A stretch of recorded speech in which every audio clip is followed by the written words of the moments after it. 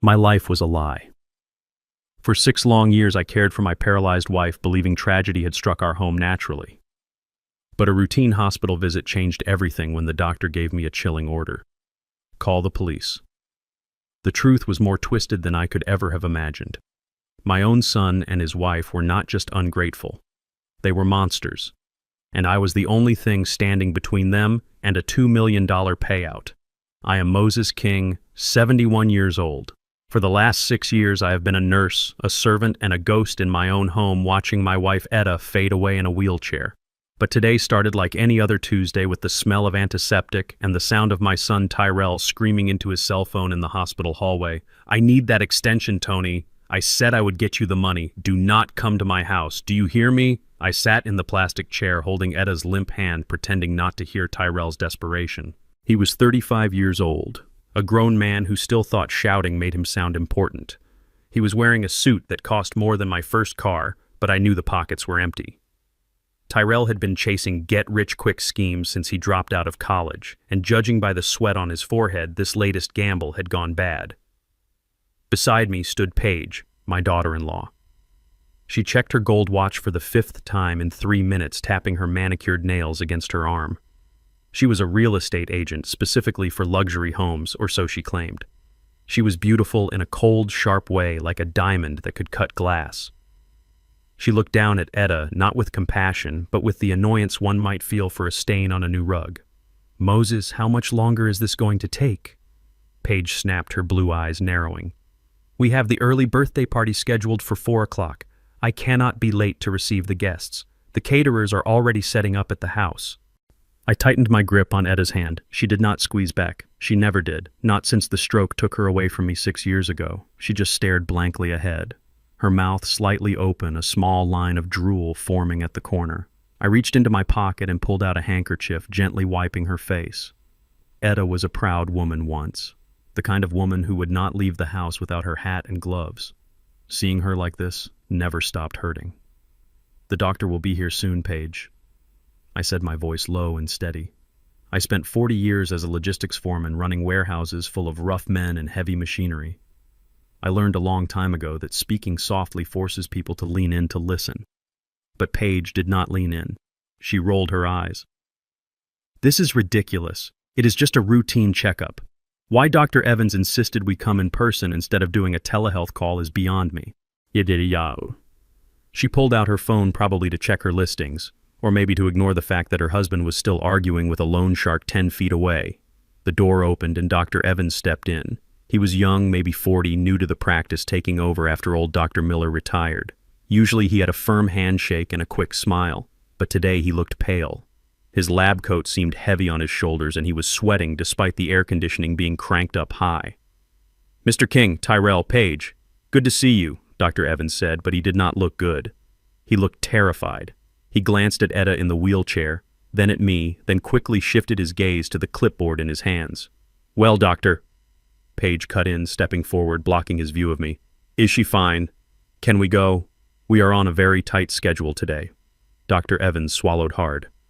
I need to run a few more reflex tests on Mrs. King. It has been a while since her last full neurological workup. I would like to do this in the private exam room, just me and the patient, to minimize distractions." "No," Paige said instantly. The word came out sharp like a whip crack. She stepped between the doctor and Etta, crossing her arms. "We do not have time for that. And besides, we have medical power of attorney. We stay with her. She gets agitated when she is alone with strangers." That was a lie. Etta did not get agitated. She did not get anything. She was a shell. But I saw the way Paige's jaw set. She was hiding something. Usually I would not argue. I would just want to get Etta home where she was comfortable. But today something in Dr. Evans' eyes stopped me. He looked desperate, pleading. "It will only take 10 minutes, Mrs. King," Dr. Evans said, his voice trembling slightly. "Please, it is protocol." Tyrell walked back into the waiting area, shoving his phone into his pocket. He looked flushed and angry. "What is the holdup? Let us go. Mom needs to rest. Getting ready for the party is going to be exhausting enough." "The doctor wants to take her to the back, alone," Paige said, looking at Tyrell meaningfully. "We don't have time for nonsense." Tyrell grabbed the wheelchair. Tyrell moved to grab the handles of the chair. Dr. Evans stepped forward, his hand raised. "Wait, please. I just need to check her pupils and her muscle tone in her legs. I noticed some irregularities in her blood work from last week. Irregularities. Tyrell froze his hands on the wheelchair. What kind of irregularities? Is she dying? For a second I saw a flash of what looked like hope on my son's face. It made my stomach turn. No, not dying, Dr. Evans said quickly. Just changes. Look, I really need to do this properly. Paige let out a huff of frustration. This is harassment, doctor. If you do not sign her release papers right now, I will have our lawyer on the phone before you can blink. We are taking her home. Tyrell, push. Tyrell started to push the chair, ignoring the doctor. Dr. Evans looked at me, and for a split second our eyes locked. I saw fear. Pure, unadulterated fear. He realized he could not stop them, not without causing a scene that might get the police involved for the wrong reasons, and clearly he was afraid of something specific. Wait, I said, standing up, my knees popping. I was 71, but I was still a big man. I blocked Tyrell's path. Let the doctor finish his checkup, Tyrell. It is for your mother. Dad, move, Tyrell snapped, using his shoulder to nudge me aside. We are leaving. Dr. Evans moved quickly. As Tyrell maneuvered the wheelchair around me, the doctor stepped in close, as if to help untangle the wheel from the chair leg. Mr. King, your collar is twisted. Let me fix that for you. It was an odd thing to say. My clothes were always neat. Etta used to iron them for me every Sunday, and since she got sick, I ironed them myself out of respect for her memory. But before I could step back, Dr. Evans' hand brushed against my chest. He smoothed my lapel, but I felt it, the distinct crinkle of paper being shoved into my breast pocket. His hand lingered for just a second, pressing the paper down. Take care of her, Moses. Dr. Evans whispered, his voice barely audible over the sound of Paige complaining about the parking validation. Take very good care of her. Then he stepped back, his hands raised in surrender. Fine, take her. But bring her back next week, I insist. Paige did not even answer. She was already marching toward the exit, her heels clicking loudly on the linoleum. Tyrell pushed Etta past me, not even looking me in the eye. Come on, Dad, stop stalling. We have to go. I stood there for a moment, my hand hovering over my pocket, my heart hammered against my ribs like a trapped bird. Dr. Evans turned and walked back into his office, closing the door firmly. He did not look back.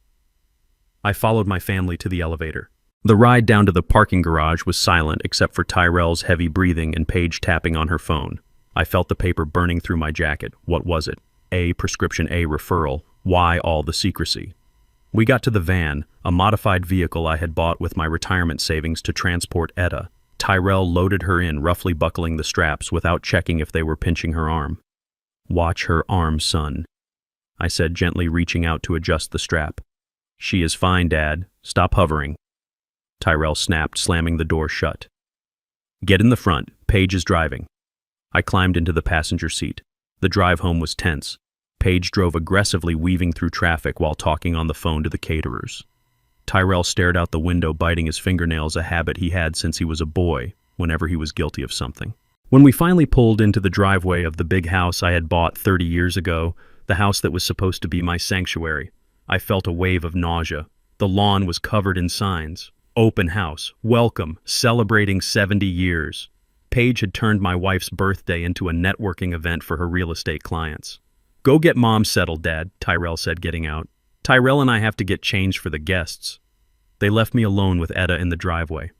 I unlocked the wheelchair and lowered the ramp, pushing my wife toward the front door. The afternoon sun was hot, but I felt cold inside. I pushed Etta into the hallway, parked her in front of the window where she liked the light, and kissed her forehead.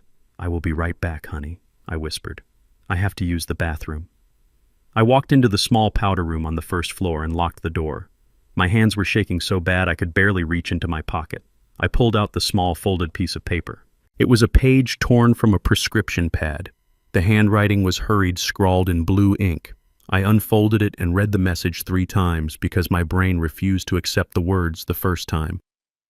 Mr. King, do not trust them. Do not give her the medication they provide. Run. Call the police immediately. I found high concentrations of pancuronium in her blood work. That is a paralytic agent used for lethal injections or intubation. She is not paralyzed from the stroke. She is being chemically restrained. She can feel everything, but she cannot move. Get her out now. I leaned back against the sink, gasping for air. The room spun. Pancuronium. Paralytic. She can feel everything. I looked at myself in the mirror. An old man with gray hair and tired eyes. For 6 years I had fed her, bathed her, changed her diapers, and read to her thinking she was gone, thinking her mind was damaged. But she was there. She was trapped inside her own body, screaming for help, and I had not heard her. Tyrell, Paige, my son, and his wife. They were not just bad children. They were monsters. They had been poisoning her, keeping her frozen like a living doll for 6 years. Why money? It had to be money. I heard a knock on the door. Dad. Come on, guests are arriving. Tyrell called out, his voice cheerful, now the mask back in place. I stared at the note. Then I tore it into tiny pieces and flushed it down the toilet. I washed my face with cold water, staring at the man in the mirror. The tired, sad old man was gone, replaced by something else, something harder, something dangerous. I unlocked the door and stepped out. I am coming, son, I called out, my voice steady. I am coming. I walked into the living room where Paige was directing the caterers. She smiled at me, a shark baring its teeth. There you are. Go put on your nice suit, Moses. We want everyone to see what a happy family we are. I looked at her. Really looked at her for the first time in years. I did not see my daughter-in-law anymore.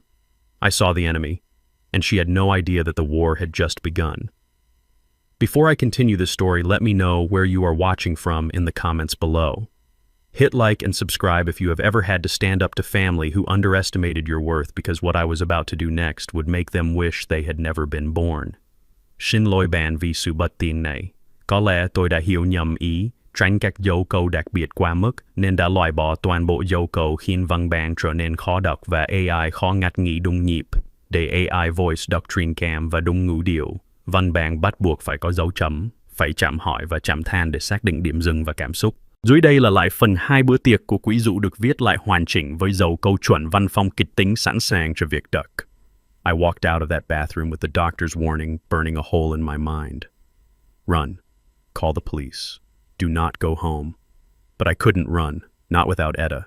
She was sitting there in her wheelchair, a prisoner in her own body, and now I knew she was a prisoner of a much darker plot. I tried one last desperate attempt to keep her safe within the hospital walls, hoping to buy time for the police to arrive or for Dr. Evans to intervene again. I approached the nurse's station where Paige was already signing paperwork with a flourish of her expensive pen. "Excuse me," I said, my voice raspy. "I don't think she is ready to travel. She looks pale. Paige, maybe we should keep her here overnight for observation just to be safe." Paige spun around, her eyes flashing with that cold, predatory gleam she reserved for when I stepped out of line. "Oh, Moses, stop being so dramatic," she snapped loud enough for the nurses to hear. "She is perfectly fine. The doctor is just trying to bill our insurance for unnecessary tests. Besides, you signed the medical power of attorney last year.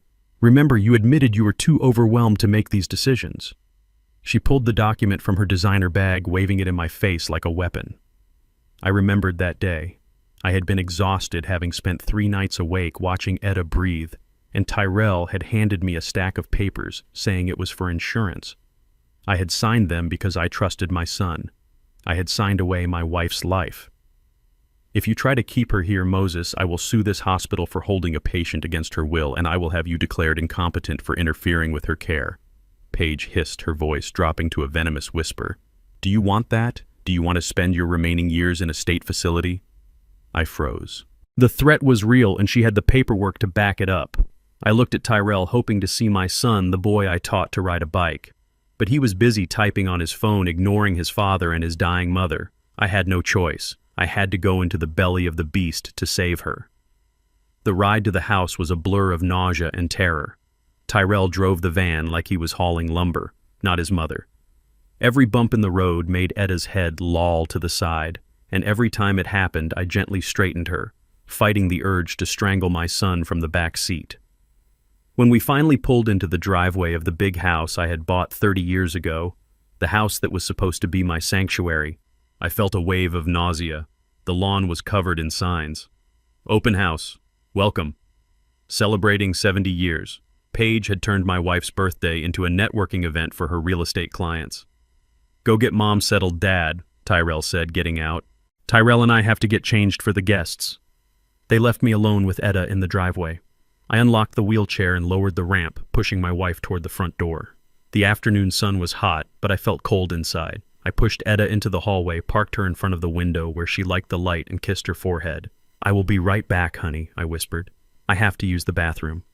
I walked into the small powder room on the first floor and locked the door. My hands were shaking so bad I could barely reach into my pocket. I pulled out the small folded piece of paper. It was a page torn from a prescription pad. The handwriting was hurried, scrawled in blue ink. I unfolded it and read the message 3 times because my brain refused to accept the words the first time. "Mr. King, do not trust them. Do not give her the medication they provide. Run. Call the police immediately.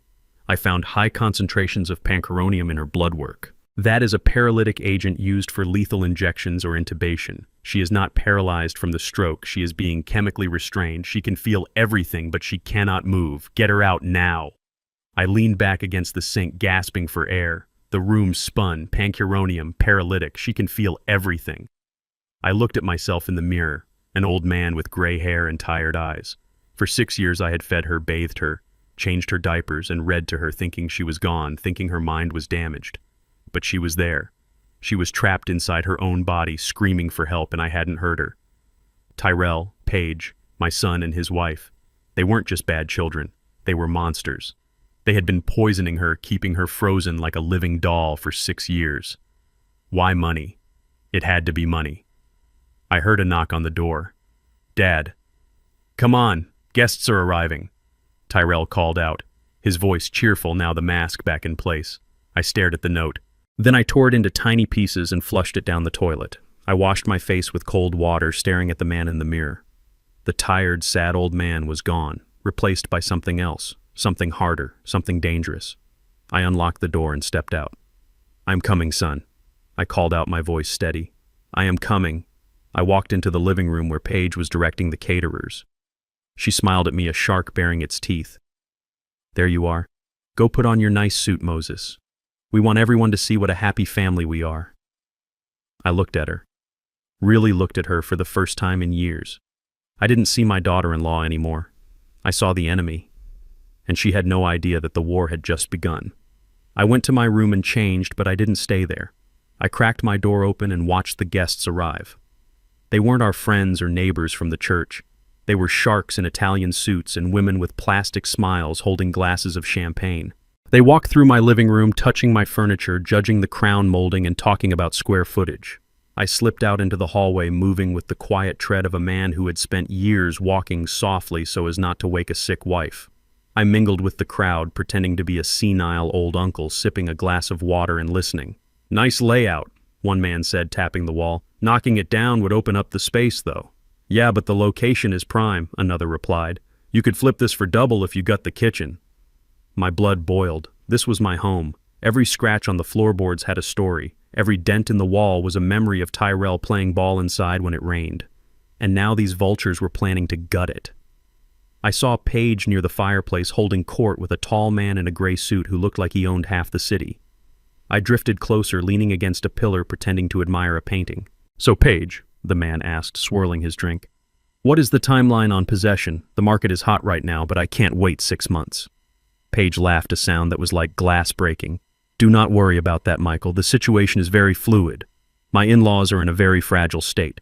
Frankly, we expect the property to be vacant by next month at the latest.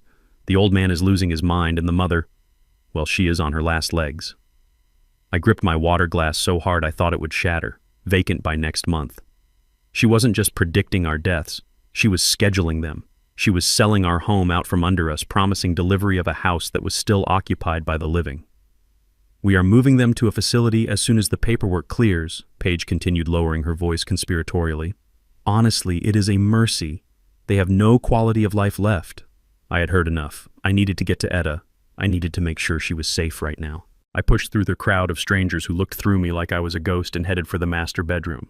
The door was closed but not latched. I pushed it open slowly, expecting to see Etta alone or maybe a nurse, but what I saw stopped my heart. Tyrell was standing over Etta's bed, his back to me. He was holding an IV bag, the nutrient solution that kept my wife alive. But in his other hand, he held a syringe filled with a thick yellow liquid. He was injecting it directly into the port on the IV line. My instinct was to roar to rush him and tackle him to the ground, but the doctor's note flashed in my mind. Call the police. Run. Do not trust them. If I attacked him now with a house full of witnesses, Paige would twist it. She would say I had snapped, that I was attacking my son. She would have me committed tonight, and Etta would be dead by morning. I forced my feet to shuffle. I forced my breathing to sound ragged and loud. Tyrell spun around, hiding the syringe behind his back, his eyes wide with panic. "Dad," he stammered, "what are you doing in here?" I blinked my eyes, trying to look confused and harmless. "Looking for Etta," I mumbled, letting my voice tremble. "I thought I heard her calling me." Tyrell let out a breath, his shoulders relaxing. He stepped away from the IV bag, slipping the syringe into his pocket. "Mom cannot call anyone Dad. She cannot speak. Remember, you are hearing things again. Look, you need to go back to the party. Paige is looking for you." I looked at the IV bag. The yellow liquid was swirling, mixing with the clear saline dripping down toward my wife's arm. Poison. Pancuronium, the doctor had said. A paralytic agent that stopped you from moving while you felt everything. "What are you giving her son?" I asked, pointing a shaking finger at the bag. "It looks different." Tyrell's laugh was nervous, high-pitched. "Just vitamins, Dad. Doctor said she needs a boost for her brain to help her wake up. It is new stuff, very expensive. Vitamins, a lie, a clumsy, stupid lie from a man who had never cared about anyone but himself." I looked at Etta. Her eyes were open, staring at the ceiling, one pupil slightly larger than the other. She was in there, trapped, terrified, and her own son was poisoning her right in front of me. "That is good, son," I said, forcing a smile that felt like a grimace. "You are a good boy, taking care of your mother." Tyrell smirked, the arrogance returning. "Yeah, sure, Dad. Go on now, let Mom rest." I turned and walked out of the room, my legs feeling heavy as lead. I heard Tyrell lock the door behind me. I walked back into the noise of the party, the laughter of the investors, the clinking of glasses sounding like a funeral dirge. I went to the kitchen and poured my water down the sink, replacing it with tap water to cool my burning face. I knew what I had to do. I could not save her tonight, not with the house full of people and Tyrell guarding the door. But I knew something Tyrell did not know. I knew what logistics were. I knew how to manage inventory, how to swap shipments, how to make things disappear and reappear where they were supposed to be. My son thought I was a senile old man who ironed his shirts and watched TV. He forgot that I spent 40 years managing the flow of millions of dollars of goods. He forgot that I knew how to spot a thief and how to set a trap. I looked at the clock on the microwave. It was 7 p.m. The party would end soon. And tonight, while they slept, the old man they dismissed was going to go to work. I was not just Moses King, the retired foreman, anymore. I was a husband protecting his wife. And God help anyone who got in my way. Because that yellow liquid in the IV bag, it wasn't just poison. It was a declaration of war. The house was silent, but it was the heavy, suffocating silence of a tomb. Earlier that evening, Paige had walked into the living room with a steaming mug of herbal tea. "Here, Moses," she had said, her voice dripping with that fake sweetness that made my skin crawl. "Drink this. It will help you sleep. You look so tired." I had taken the mug with a trembling hand, forcing a smile that felt like it was cracking my face. "Thank you, Paige. You are too kind." I walked to my bedroom, the room I used to share with Etta before they moved her downstairs to the guest room for convenience. As soon as the door clicked shut, I poured the tea into the potted fern by the window. I was not tired. I was wired with adrenaline and terror. I knew that tea was laced with something just like Etta's IV bag. They needed me asleep. They needed me out of the way so they could continue their slow execution of my wife. I waited. I sat on the edge of the bed watching the red numbers on the alarm clock change. 11, 12, 1, 2. At 2:15 in the morning, I stood up. My knees popped and my back ached, but I pushed the pain aside. I was not 71 years old tonight. I was a man on a mission. I opened my door an inch. The hallway was dark. The only light came from the street lamps filtering through the sheer curtains, casting long, skeletal shadows on the floor. I stepped out into the hall, moving with the silent tread I had perfected over 40 years of walking warehouse floors. I needed to get into my old office. It was the room at the end of the hall, the one Tyrell had claimed for himself 5 years ago. He called it his strategy room, where he supposedly ran his business empire. I knew it was where he played video games and ignored his responsibilities. I reached the door and turned the knob. Locked. Of course it was locked. Tyrell was lazy, but he was paranoid. He kept his failures hidden behind locked doors. But he forgot one thing. I built this house. I laid the floorboards. I hung the doors. And I knew that the locking mechanism on this particular door was old. I reached up to the top of the door frame, my fingers brushed against dust and then metal, the emergency key. I had put it there 20 years ago when Tyrell was a teenager and used to lock himself in to skip homework. He had never found it. I slid the key into the lock. It turned with a soft click that sounded like a gunshot in the quiet house. I froze, holding my breath, waiting for a door to open or a voice to call out. Silence. I pushed the door open and slipped inside, closing it softly behind me. The smell hit me first. Stale smoke, cheap energy drinks, and the underlying musk of desperation. I pulled a small flashlight from my pocket, shielding the beam with my fingers. The beam swept across the room. My beautiful mahogany desk, the one I had bought when I got my promotion to foreman, was covered in trash. Betting slips, fast food wrappers, empty beer bottles. It was a desecration. I moved around the desk. I moved around. I was not here to clean up his mess. I was here to find the truth. I tried the drawers. The top ones were open, filled with useless junk. But the bottom drawer, the deep file drawer, was locked. I did not have a key for this one. I looked around for something to pry it open. I saw a letter opener on the desk, a heavy brass one that Etta had given me for our 25th anniversary. I grabbed it. I jammed the tip into the gap between the drawer and the frame. I leveraged my weight against it. Wood splintered. The lock groaned. With a sharp crack, the drawer popped open. I pulled it out. It was stuffed with papers. I started sifting through them, my heart hammering against my ribs. The first layer was financial ruin. Bank notices. Final warnings. Foreclosure threats. I picked up a letter from the bank dated 2 weeks ago. It was a notice of default on a second mortgage on my house. Tyrell had forged my signature. He had leveraged the home I owned free and clear to pay for his gambling debts. The amount was staggering. $300,000. My hands shook as I put it aside. I dug deeper. There were letters from loan sharks, nasty things with veiled threats about broken kneecaps and accidents. Tyrell was drowning. He was not just broke, he was a dead man walking unless he came up with a lot of money very soon. And then I saw it. A blue folder at the very bottom of the stack. It looked pristine compared to the crumpled notices. I pulled it out and opened it. It was a life insurance policy. I shined the light on the document. Policyholder Etta King. Beneficiary Tyrell King. Coverage. Amount $2 million. I felt the bile rise in my throat. They had taken out a policy on my wife, but how? Etta had been paralyzed for 6 years. No insurance company would underwrite a new policy for a stroke victim in her condition unless they lied. I scanned the fine print, and there it was. The clause that explained everything. The clause that explained the yellow liquid in the IV bag. The clause that explained why they dragged her out of the hospital today.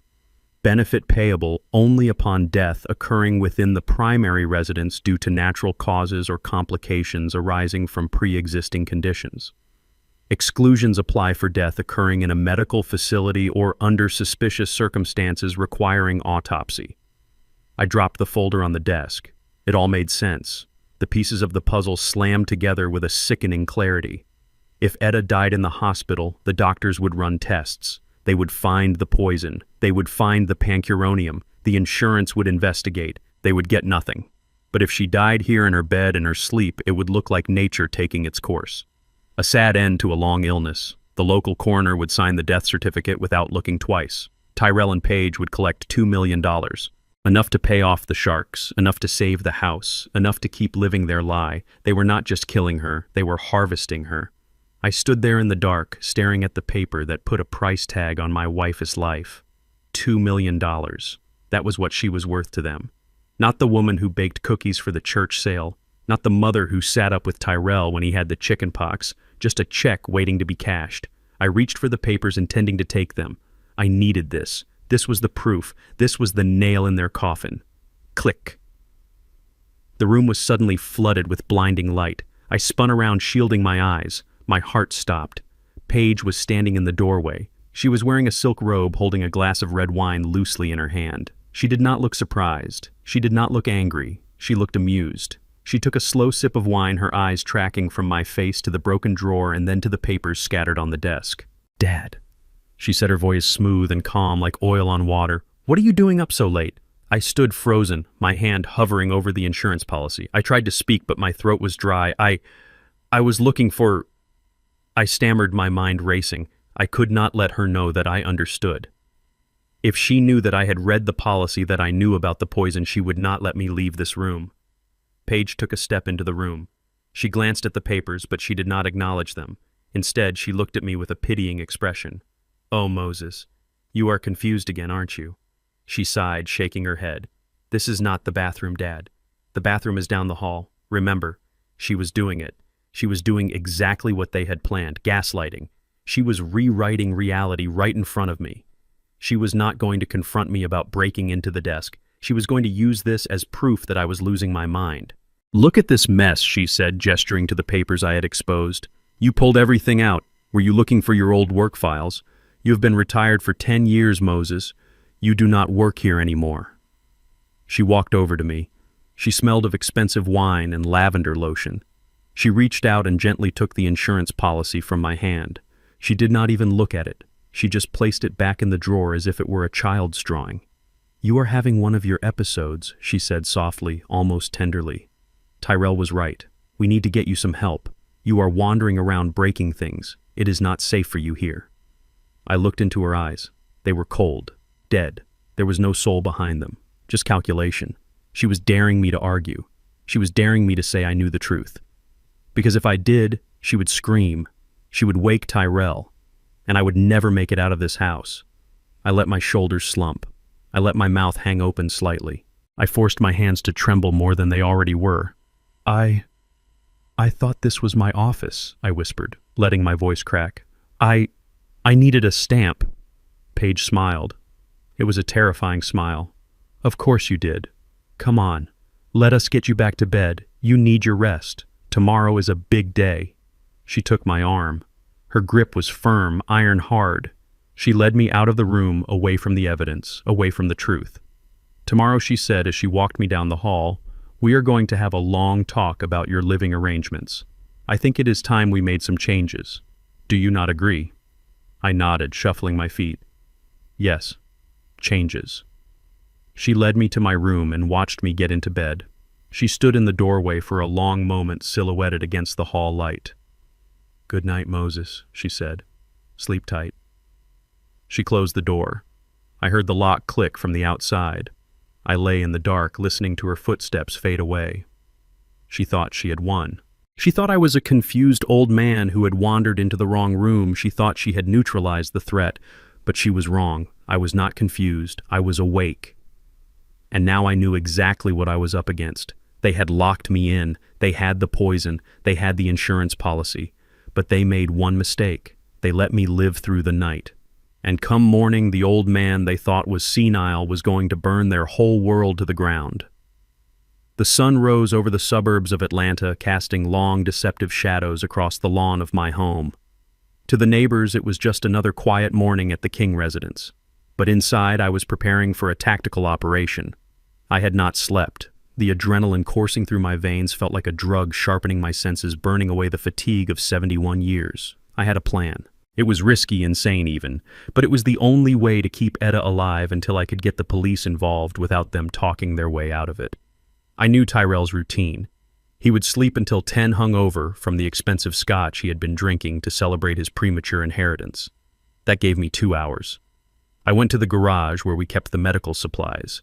It was a converted storage space filled with boxes of gauze saline and the special vitamins. Tyrell insisted on administering himself. I moved with the precision of the logistics foreman I used to be. For 40 years, my job was to ensure that inventory was exactly where it needed to be, that seals were unbroken, and that discrepancies were resolved before the auditors arrived. I knew how to make things look untouched. I found the box on the top shelf hidden behind a stack of adult diapers. It was labeled supplements. Inside were rows of small glass vials filled with a pale yellow liquid, the pancuronium, the poison that had stolen my wife's voice and movement for 6 years. My hands, which usually trembled with the feigned frailty of age, were rock steady. I took a clean syringe from the supply kit. I grabbed a bottle of saline solution and a small bottle of vitamin B12 from my own stash, which had a natural yellow tint. I sat at the workbench, the smell of oil and sawdust grounding me. One by one, I carefully punctured the rubber seals of the poison vials. I drew out the deadly liquid, emptying it into a jar I had set aside to give to the police later as evidence. Then I mixed the saline with a tiny drop of B12 to match the color. I injected the harmless mixture back into the vials. It was tedious work. Sweat dripped down my forehead, stinging my eyes. I had to ensure the fluid levels were identical. I had to ensure the rubber stoppers did not look chewed up. I wiped every vial down to remove my fingerprints just in case. I was not just a husband anymore. I was a counterinsurgent in my own home. I finished just as I heard heavy footsteps on the floor above. Tyrell was awake. I quickly hid the jar of poison behind a loose panel in the wall, returned the vials to the box, and placed it back on the shelf exactly as I had found it. I grabbed a broom and started sweeping the floor, transforming instantly back into the confused, helpful old man. The door to the garage swung open. Tyrell stood there blinking in the bright morning light, wearing a silk robe that he had bought with my money. He looked at me with disdain. "What are you doing out here, Dad?" he grumbled, scratching his chest. "It is freezing." Just cleaning, son," I stammered, leaning on the broom.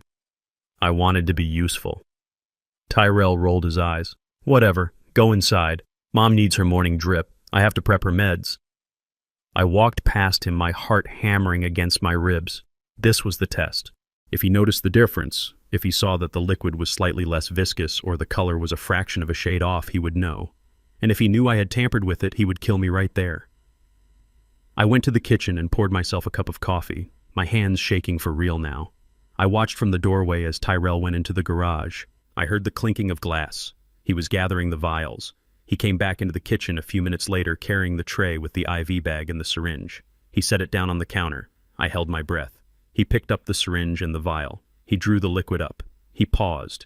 He held the syringe up to the kitchen light, squinting at it. The liquid glowed a soft gold. "That is weird," he muttered. My blood turned to ice. "What is it, son?" I asked, trying to keep my voice casual. Tyrell tapped the side of the syringe. "This batch looks thinner, or something. Maybe it is just the light." He looked at me, his eyes narrowing. "Did you touch these boxes, Dad?" I gripped my coffee mug, using it to anchor my trembling hands. I moved some boxes to sweep behind them. Did I break something?"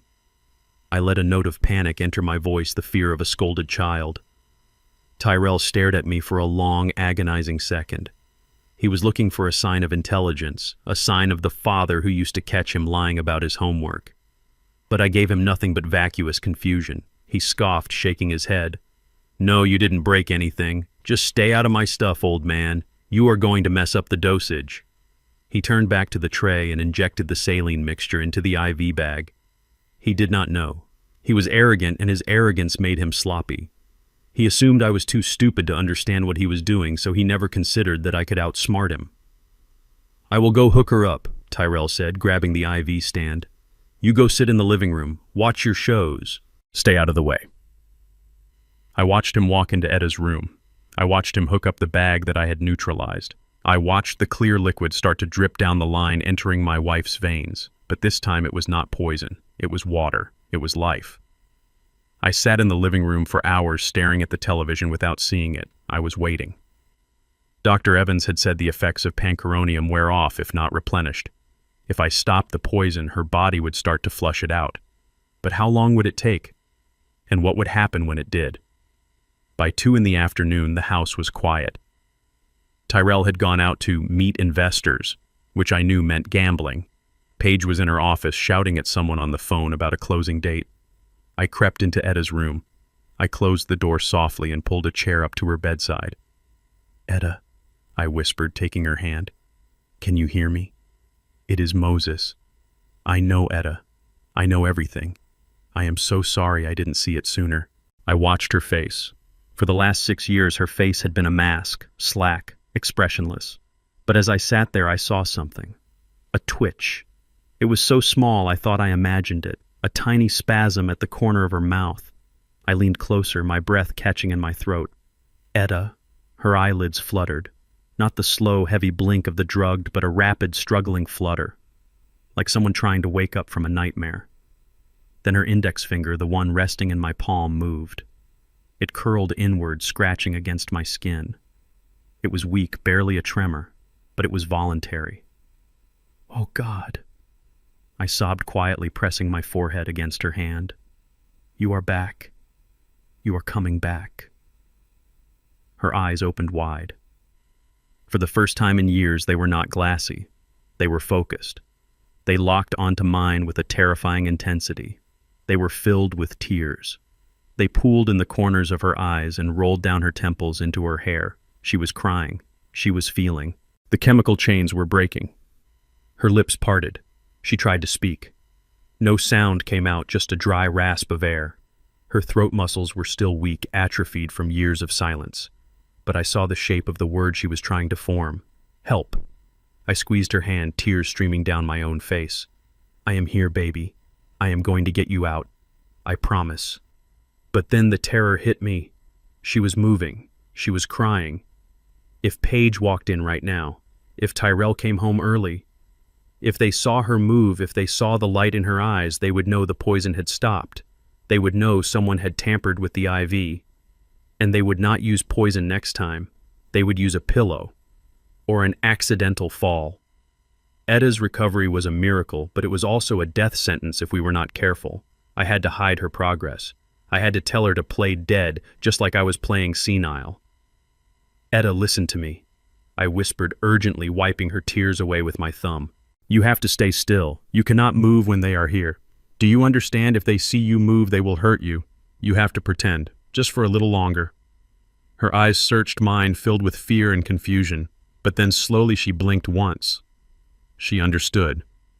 I heard the front door open. Ideally, heavy footsteps echoed in the hall. Tyrell was home. "Dad, where are you?" he shouted. I looked at Etta one last time. She let her eyes go blank. She slackened her jaw. She returned to the prison of her paralysis, but this time she had the key. I stood up and shuffled toward the door, my heart pounding like a war drum. The tide had turned. My wife was back. And together we were going to bring the whole house down on top of them. I knew that my physical presence was not enough. I could not stand guard over Etta every second of every day. I had to sleep eventually. I had to use the bathroom. And every moment I stepped away was an opportunity for them to undo my work, or worse, to end it permanently. I needed eyes that never blinked. I needed a witness that could not be gaslighted or intimidated. It was trash day, a mundane suburban ritual that I turned into a covert operation. I gathered the bags from the kitchen, moving with the slow, shuffling gait that Tyrell and Paige expected from me. "I am taking the trash out, son." I called out to Tyrell, who was sitting on the couch watching sports with a beer in his hand at 10 in the morning. He did not even look away from the screen. "Just, do not wander off, old man, and do not talk to the neighbors. You embarrassed us enough last time." I gritted my teeth and stepped out into the humid Atlanta morning. The heat was already rising off the pavement. I walked down the driveway, dragging the bin to the curb. I looked left, then right. The street was empty. I walked over to the side fence that separated my property from Mr. Henderson's. Henderson was a retired police sergeant, a man made of leather and grit who had seen the worst of humanity during his 30 years on the force. We had not spoken much lately because Paige had isolated me, telling the neighbors I was becoming aggressive, but Henderson was old school. He trusted his gut, not gossip. I tapped on the wooden slat 3 times, a signal we had used years ago when we traded gardening tips. A moment later, Henderson appeared.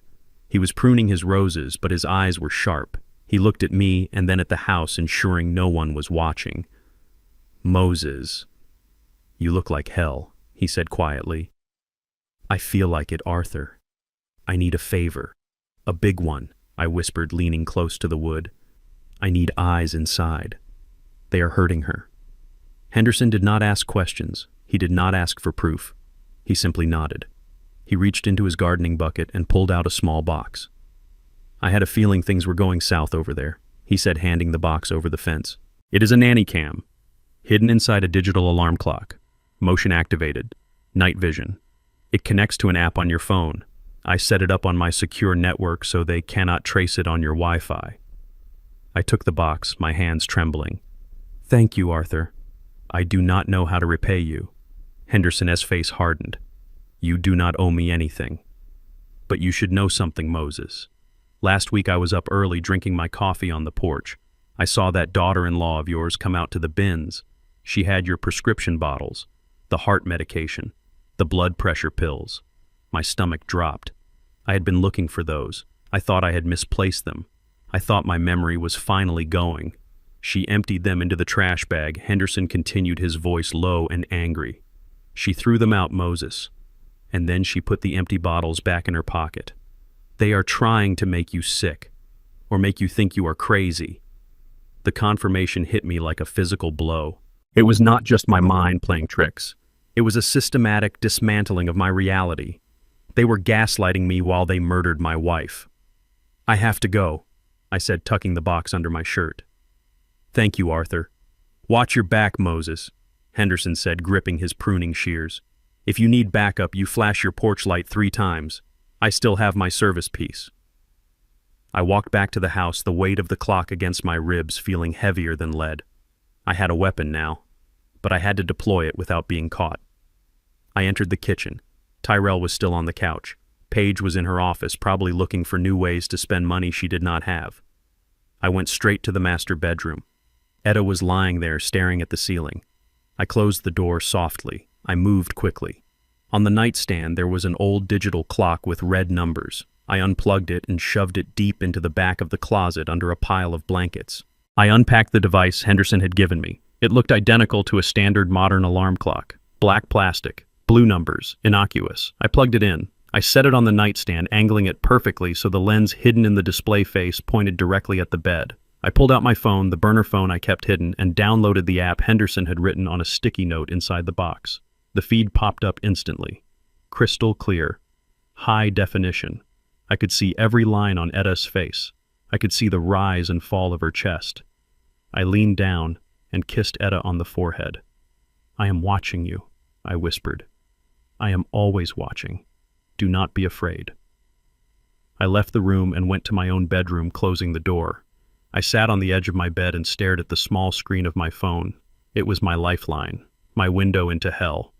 Hours passed. I watched the empty room. I watched the sunlight move across the floor. And then around 2 in the afternoon, the door on the screen opened.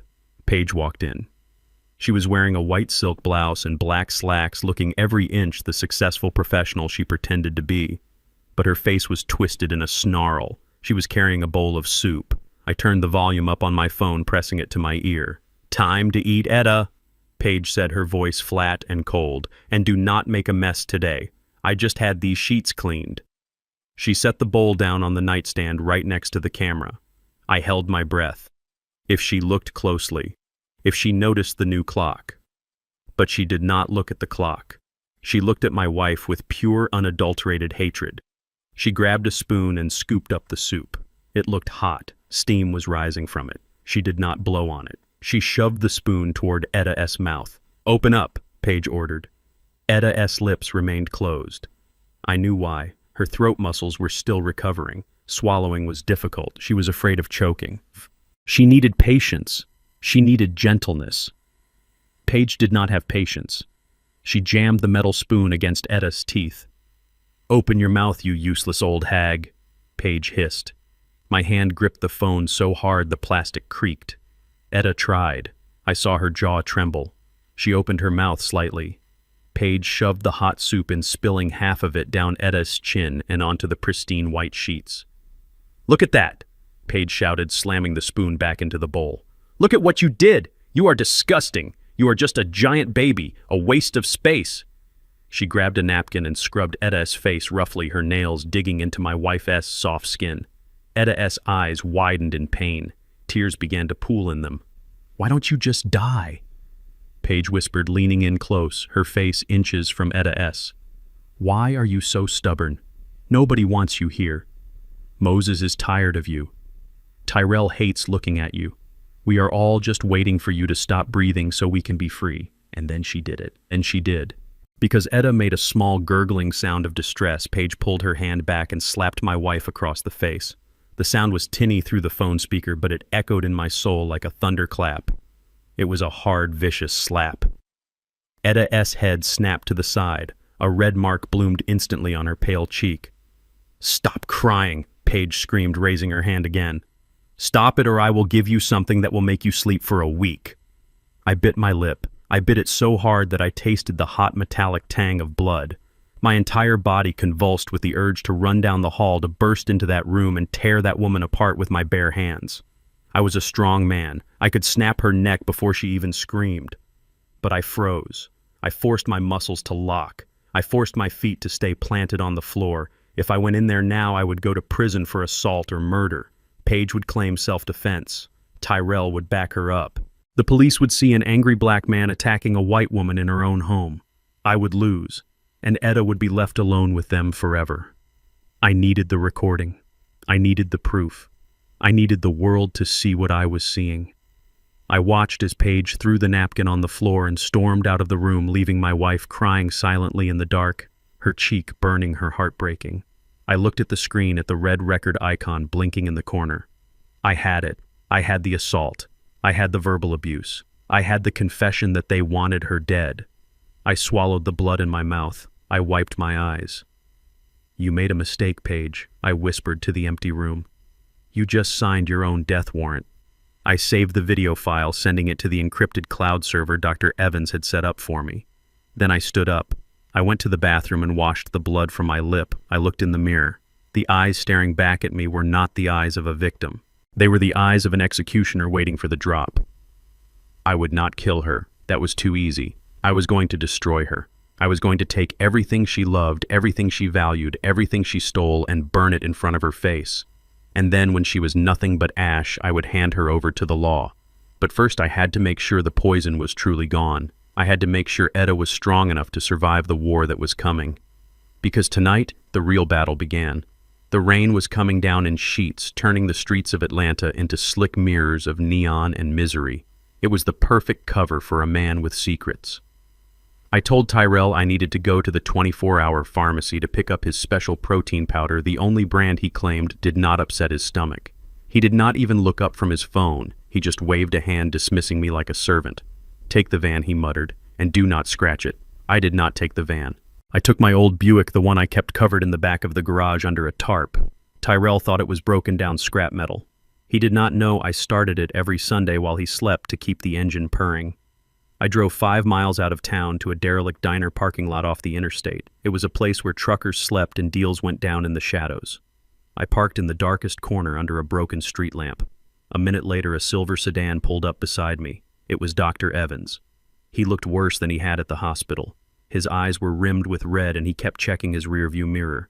He did not get out. He just rolled down his window an inch. I did the same. The rain blew in cold and sharp against my face. "Here," Dr. Evans whispered, passing a thick manila envelope through the gap. "Do not let anyone see this. If they find out I gave you these patient records without a court order, I lose my license. I go to jail." I took the envelope, tucking it inside my jacket. "What is it, doctor? What did you find?" Dr. Evans looked at me, and for a moment I thought he was going to cry. He took a deep, shaky breath. "It was never a stroke, Moses." The words hung in the air between the cars, heavy as lead. I frowned. "What do you mean?" "We saw the scans, the paralysis, the loss of speech. Fake. All of it," Dr. Evans hissed. "I ran a full toxicology panel on the blood sample I took yesterday. I sent it to a private lab a friend of mine runs. Moses, your wife, has been systematically dosed with tubocurarin. It is a derivative of curare." Curare. The word sounded exotic and dangerous. I shook my head, not understanding. "What is that?" "It is a neuromuscular blocking agent." Dr. Evans explained, his voice trembling with rage. "It blocks the signals between the nerves and the muscles. It causes total paralysis. You cannot move. You cannot speak. You cannot even blink if the dose is high enough. But here is the thing, Moses. It does not affect the brain, and it does not affect the sensory nerves."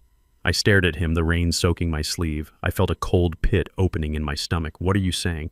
"I am saying she has been awake. For 6 years, she has been fully conscious. Her mind is sharp. She can hear everything. She can see everything. And Moses, she can feel everything." I let out a sound that was half gasp, half sob. Oh God, she felt every bed sore.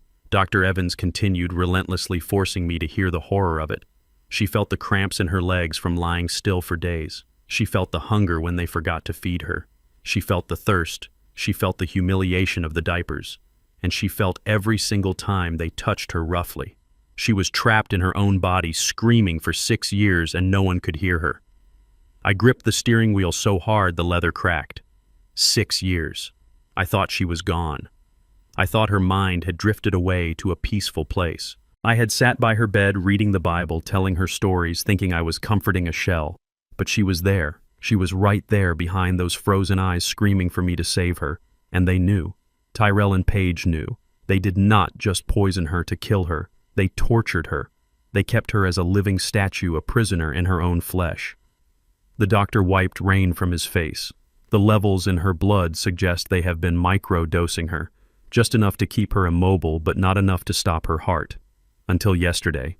Yesterday the levels spiked. They are ramping it up, Moses. They are done playing. They are going to stop her diaphragm. She will suffocate, and it will look like respiratory failure. I have to go back, I said, starting the engine. I have to kill them. No. Dr. Evans reached out, grabbing my arm through the window. Do not do anything stupid. You need the police. You need this report. If you kill them, the truth dies with them. You have to catch them in the act. My phone rang. It was not the burner phone. It was my regular cell. The ringtone cut through the sound of the rain like a siren. I looked at the screen. Tyrell, I answered, putting it on speaker. Dad, where the hell are you? Tyrell's voice was high-pitched, bordering on hysterical. I am at the pharmacy, son. I lied, my voice steady despite the rage burning me alive. There was a line. Get back here, now. Tyrell screamed. Something is wrong with Mom. She is making these noises. She is gasping. Her chest is heaving. I think she's having another stroke. My heart stopped. The saline. The poison was wearing off. Her muscles were waking up. Her diaphragm was spasming as it tried to remember how to work on its own. Call 911. I shouted. Call the ambulance, Tyrell. No. No police, no ambulances, Tyrell yelled back. Paige says it is too risky. If she dies here. We are not dragging her back to the hospital so that nosy doctor can ask more questions. He was going to let her die. Or worse, he was going to finish her off because she was starting to move. Listen to me, Tyrell, I said, trying to keep the panic out of my voice. I am 5 minutes away. Do not touch her. Do not do anything until I get there. You better hurry, old man, Tyrell hissed, because she is turning blue, and Paige is already on the phone with the cremation service. She says if Mom goes tonight, we are having her cremated immediately. No autopsy, no funeral, just ash. It is cheaper that way. The line went dead. Cremation. They were going to burn the evidence. If they cremated her, the curare would be destroyed. The puncture marks from the needles would be gone. There would be no proof. Just a pile of ash and a fat insurance check. I looked at Dr. Evans. He had heard everything. His face was white as a sheet. Go, he whispered. Go save her, Moses. I will call the detective I know, but you have to stop that cremation. I slammed the car into gear. The tires screeched on the wet asphalt. I did not care about speed limits. I did not care about safety. My wife was alive. She had been alive and suffering for 6 years while I played the fool. But the fool was dead. The man driving that Buick was a force of nature. I tore down the highway, the rain lashing against the windshield like tears.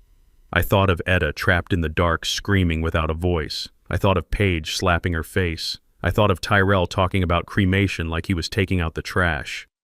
Hang on, Etta, I whispered to the empty car, pressing the accelerator to the floor. I am coming, and I am bringing the storm with me. I pulled the Buick onto the lawn, leaving deep tire tracks in the manicured grass that Paige prized so highly. I did not care about the landscaping. I did not care about the neighbors. I ran to the front porch, my knees protesting with every step, my breath coming in ragged gasps. I reached for the smart lock keypad.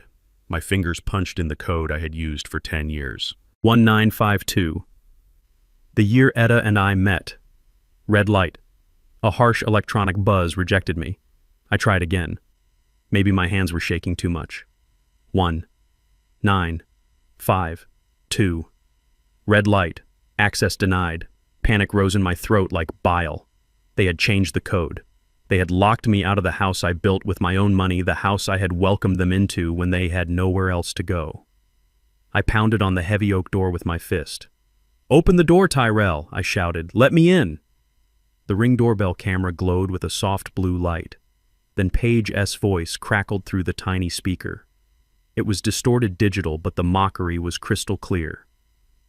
"Did you get lost, Daddy Moses? You look so confused out there. Do not worry. We are letting you back in. But this is the last time. You are not going out anymore. It is not safe for a man in your condition to be wandering the streets at night." The lock mechanism whirred and clicked. The door swung open a few inches. I pushed inside, ready to fight, ready to run to Ed's room and perform CPR if I had to. But the hallway was quiet. There was no chaotic scene, no paramedics. Just the low hum of the refrigerator and the ticking of the grandfather clock. Tyrell was standing at the end of the hall, leaning against the wall with his arms crossed. He was not panicked. He was not crying. He looked bored. "Where is she?" I demanded, stepping toward him. "You said she was dying. You said she was turning blue." Tyrell pushed off the wall. He was big, taller than me now. He had the muscle of a man who spent his time at the gym while his father worked. He stepped into my personal space, looming over me. "She is fine, old man," he said, his voice flat. "She stabilized. It was just a little hiccup. But you are the problem." He reached out fast as a snake and snatched the phone from my hand. I tried to grab it back, but he shoved me hard against the entryway table. A vase wobbled and crashed to the floor, shattering into 1,000 pieces. "Hey, be careful," Paige yelled, walking out of the kitchen. "That vase cost $300. She looked at me with disgust. "Look at him, Tyrell. He is a mess. He is violent, throwing things, driving around in the rain. He is clearly having an episode. It was a setup, a trap to get me back inside and stripped of my communications. Etta was the bait." "Give me my phone, Tyrell," I said, keeping my voice low, trying to regain some dignity. "I need to call the doctor." "You do not need to call anyone," Tyrell said, slipping my phone into his pocket. "You need to sit down and shut up. We are confiscating this for your own good. You have been making nuisance calls, bothering people, telling crazy stories. We cannot have you embarrassing the family." He grabbed my arm. His grip was bruising. He dragged me into the living room. "Sit," he ordered, pointing at the recliner. I sat, not because I wanted to, but because I needed to assess the situation. I was trapped. The doors were digital locks controlled by their phones. The windows were storm-proof double panes. I was 71 years old, and I was a prisoner in my own living room. "Is she alive?" I asked, looking toward the hallway that led to Etta's room. "I told you she is fine," Tyrell said, pacing in front of the television. "Better than fine, actually. She is sleeping like a baby." He was lying about her being fine, but he was telling the truth about her being alive. I could feel it. If she were dead, the atmosphere would be different. They would be frantic, trying to stage the scene. This was the calm before the storm. They were waiting for something. Paige walked in holding a tablet. She tapped on the screen, checking the security feed. "Every door is secured. Motion sensors are active. If he tries to leave, the alarm will scream loud enough to wake the dead." She looked at me and smiled a thin, cruel smile. "It is for your safety, Moses. We cannot have you wandering off and getting hurt. Not before the big day." The big day. The words hung in the air. She did not mean a birthday or a holiday. She meant the day they cashed out. I watched them. Tyrell was agitated, pacing back and forth, checking his watch. Paige was cool, scrolling through her tablet, probably looking at expensive handbags she planned to buy with my life savings. They were not looking at me as a father or a father-in-law. They were looking at me as a loose end that needed to be tied up. "You guys seem tense," I said, leaning back in the chair, affecting the tremulous voice of the confused old man I had played earlier. "Is it about money? I can help. I have some savings in the coffee tin." Tyrell stopped pacing. He laughed, a harsh, barking sound. "The coffee tin. Yeah, Dad. Your $200 is really going to save us. You have no idea, do you? You have no idea what real money looks like." He walked over to the minibar in the corner and poured himself a drink. His hands were shaking. He was scared. The loan sharks, the debt, the timeline was compressing. They needed Etta dead tonight, and they needed me incapacitated so I could not interfere. "I need to use the bathroom," I said, starting to rise. "Sit down," Tyrell snapped. "You can hold it, or use a bottle. I do not care. You are not leaving this room." He was escalating. The mask of the caring son was slipping. He was just a thug now, a desperate thug backed into a corner. Paige looked up from her tablet. Tyrell, baby, calm down. He needs to relax. Look at him. He is shaking. She stood up and walked to the kitchen. I heard the microwave beep, the whir of the fan, the clink of a spoon against a mug. My heart rate spiked. This was it. The sedation. Paige came back into the room carrying a steaming mug. It smelled of warm milk and honey. A comfort drink, something a mother would give a child, or a killer would give a victim. "Here, Moses," she said, her voice dripping with fake concern. "Drink this. It is warm milk with a little nutmeg. It will help you sleep. You look so tired. You have had a big day running around in the rain." She held the mug out to me. Tyrell stepped closer, his hand resting near the heavy glass decanter on the bar. The threat was implicit. Drink it, or we force it down your throat. I reached out with a trembling hand. "Thank you, Paige. You are a good girl, always looking after me." I brought the mug to my lips. The steam hit my face. Beneath the scent of milk and nutmeg there was a chemical acridity. Bitter, metallic. They had crushed pills into it, maybe sleeping pills, maybe antipsychotics, maybe the same poison they gave Etta. I took a sip. I did not swallow. I held the hot liquid in my mouth, letting it burn my tongue. I made a show of swallowing, gulping air to make my throat bob. "Good," Tyrell said, watching me closely. "Drink it all." I took another sip, holding that one too. My cheeks bulged slightly. I needed to get rid of it. I feel a bit sick. I mumbled through the liquid, keeping my lips tight. The heat. I leaned forward, coughing. I grabbed the large potted fern that stood next to the recliner. It was a big leafy plant Etta had loved. I buried my face in the leaves, pretending to heave. "Gross old man, do not puke on the rug," Paige shrieked, jumping back. In the chaos of her disgust, I spat the mouthful of poisoned milk into the dark soil of the planter. I wiped my mouth with my sleeve, making a retching sound. "I am sorry," I gasped, sitting back up. "I think it went down the wrong way."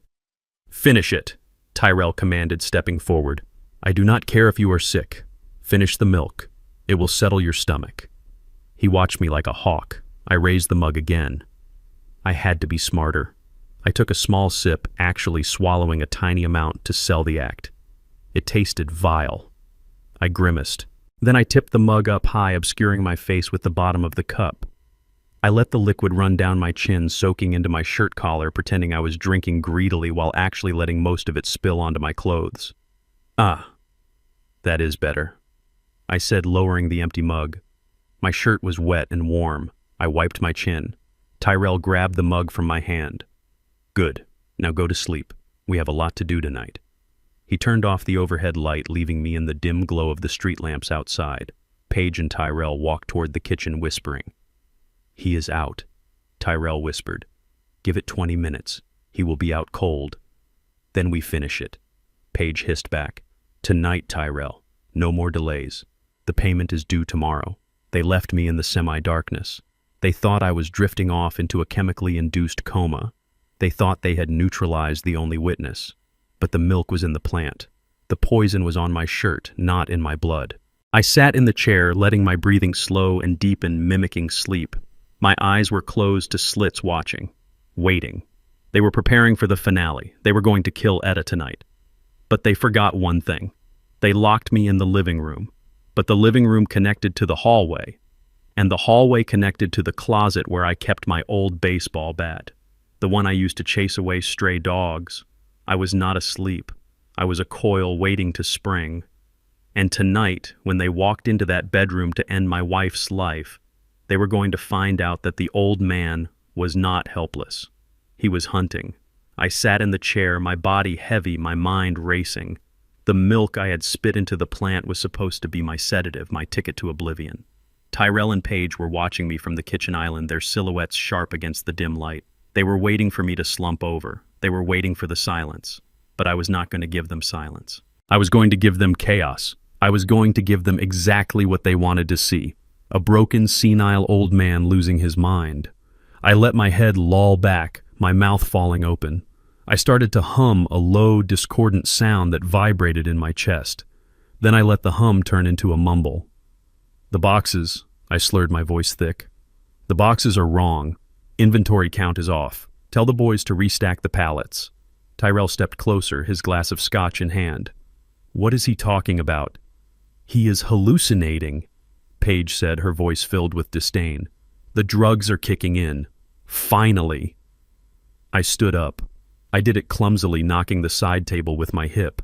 The lamp wobbled and crashed to the floor, the bulb shattering with a pop. Hey, Tyrell shouted. Watch it, old man! I did not look at him. I looked at the wall, my eyes wide and unfocused. Fire in the hole!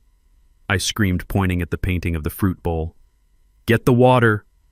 The warehouse is burning. Save the inventory. I grabbed a throw pillow from the couch and threw it at the imaginary fire. I stumbled forward, knocking over a stack of magazines. I was a whirlwind of clumsy, destructive energy. I channeled every ounce of fear, every drop of rage, and twisted it into madness. Then came the hardest part, the part that required me to sacrifice the last shred of my dignity to save my wife. I stood in the middle of the expensive Persian rug Paige loved so much. I relaxed my bladder. I let the warm urine flow down my legs, soaking my trousers, pooling on the wool. The shame was hot and sharp, but I held on to it. I used it. I looked down at the wet spot spreading around my shoes. I looked up at Tyrell, my face crumbling into the expression of a confused, terrified child. I had an accident, I whimpered. I made a mess. Paige let out a shriek of pure disgust. Oh my God, he is pissing on the rug. Tyrell, do something, he is ruining everything. Tyrell just laughed. It was a cruel, ugly sound. Look at him, Paige. He is gone. His brain is mush. The cocktail worked better than we thought. He is not even here anymore. He walked over to me, stepping carefully around the puddle. He waved his hand in front of my face. I did not blink. I stared through him, muttering about shipping manifests and lost cargo. You are a vegetable, Dad, Tyrell sneered. A wet, smelly vegetable. He shoved me back into the recliner. Sit there and rot. We have real business to discuss. They turned their backs on me. That was the victory. They turned their backs. To them, I was no longer a person. I was an object. A nuisance. A piece of furniture that smelled like urine. They did not lower their voices because you do not whisper in front of a broken toaster. Paige grabbed a bottle of wine and poured herself a large glass, her hands shaking. I cannot believe we have to deal with this, she hissed, taking a long gulp. But at least he is out of the way. Now about tomorrow. We are good for tomorrow, Tyrell said, leaning against the counter.